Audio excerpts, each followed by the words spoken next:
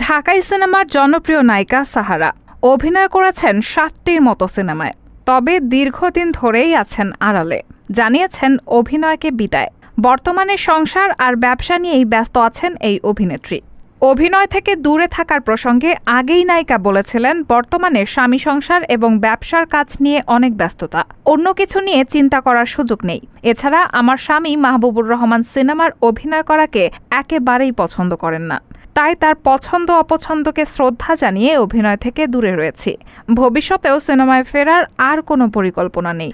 তবে সম্প্রতি নেট দুনিয়ায় আকস্মিকভাবেই সরব হতে দেখা যায় সাহারাকে।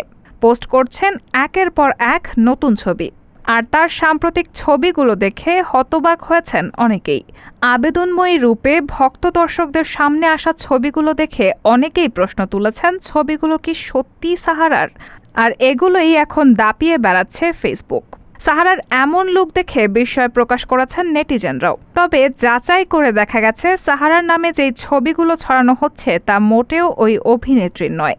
তাবাসসুম নামের একটি ফেসবুক অ্যাকাউন্ট ও শ্রেতা নামের একটি ইনস্টাগ্রাম অ্যাকাউন্ট থেকে এগুলো পোস্ট করা। ছবিগুলো এডিট করে সেখানে বসানো হয়েছে সাহারার মুখ।